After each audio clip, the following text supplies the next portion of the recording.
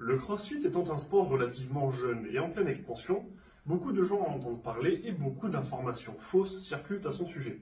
Aujourd'hui, je vous propose de nous pencher sur la phrase « Le CrossFit, c'est trop dur pour moi. Ce que j'ai lu sur internet m'a fait peur » et d'expliquer pourquoi elle est fausse.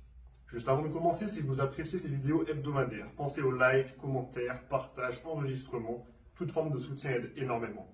Tout d'abord, commençons par établir un fait. Le CrossFit, comme toutes les autres disciplines, possède un aspect ludique et un aspect compétitif. Jouer au football avec ses amis dans un parc n'a rien à voir avec le fait d'être un footballeur professionnel. Courir le week-end pour le plaisir n'est pas comparable à l'objectif de devenir un grand marathonien.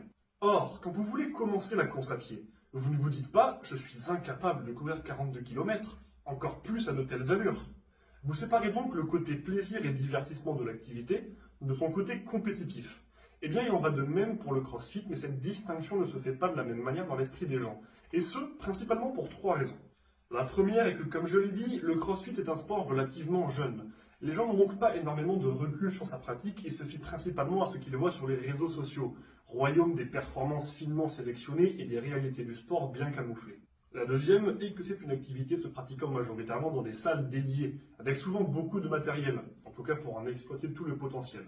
Donc, contrairement au football par exemple, qui peut se pratiquer presque n'importe où, seul ou à plusieurs, avec seulement un ballon, le CrossFit va sembler être réservé à des gens très impliqués. En effet, on ne verra presque jamais des gens pratiquer le CrossFit en extérieur dans des lieux publics, en dehors d'événements particuliers, ce qui démocratiserait la discipline en altérant le regard que les gens en ont au quotidien. Rajoutez à cela l'ambiance parfois très atypique, voire sectaire de certaines salles, avec des codes bien définis, des cris, de la grosse ambiance, beaucoup de musique, peu de vêtements, et on comprendra pourquoi l'activité peut sembler difficile d'accès à certaines personnes. Enfin, la troisième raison est que la méthode CrossFit accorde une très grande place à l'intensité dans sa pratique, ce qui renforce son image de sport demandant des efforts surhumains à chaque séance, ce qui n'est pas fondamentalement vrai. L'intensité est souvent perçue de la mauvaise manière par beaucoup de gens. Alors je vous propose de nous y pencher plus en détail en faisant un parallèle avec l'histoire du CrossFit. Le CrossFit est à la base une méthode d'entraînement visant à tirer le meilleur de plusieurs autres activités, comme par exemple l'haltérophilie, la gymnastique, différentes formes de cardio, la calisthénie, etc., afin d'obtenir un gigantesque répertoire de mouvements pouvant être rassemblés d'une infinité de manières en respectant les principes de variation constante, de haute intensité et de mouvements fonctionnels. Notion qui est d'ailleurs assez particulière, mais nous y reviendrons plus en détail dans un podcast programmé pour le dimanche 3 mars. On obtient donc une méthode d'entraînement ultra adaptable à tous, peu importe les problématiques et les objectifs, permettant tant la performance que la remise en forme ou l'entretien. Comme tous les sports, le CrossFit s'est développé et des compétiteurs ont voulu se mesurer les uns aux autres en créant l'aspect performance pure du CrossFit. Les premières compétitions ont vu le jour, se développant de plus en plus, et comme dans toutes les autres activités, on a vu se créer un fossé entre la pratique des adhérents loisirs et des athlètes professionnels. Voilà un bref résumé de l'histoire du CrossFit dans ses grandes lignes. Concernant l'intensité, elle fait peur à beaucoup de gens, mais il faut comprendre qu'elle est extrêmement adaptable. C'est même son objectif, une intensité est propre à chacun. Prenons une personne âgée, en fort surpoids et complètement désentraînée. Une activité physique légère sera très intense pour elle.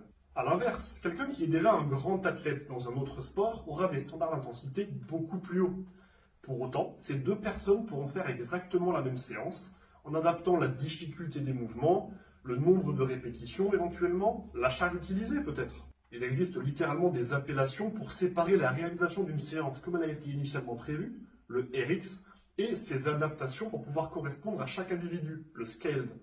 Alors oui, si vous voulez pratiquer le CrossFit, vous allez très probablement mettre de l'intensité dans vos séances. Mais vous le ferez progressivement avec des coachs qui vous encadreront toujours en adaptant les mouvements à vos capacités pour vous permettre d'atteindre le même stimulus que tous les autres athlètes, et ce, peu importe la séance. Alors non, le CrossFit n'est pas plus dur qu'un autre sport et présente même une des meilleures, si ce n'est la meilleure capacité d'adaptation pour que n'importe quel profil puisse progresser à son rythme.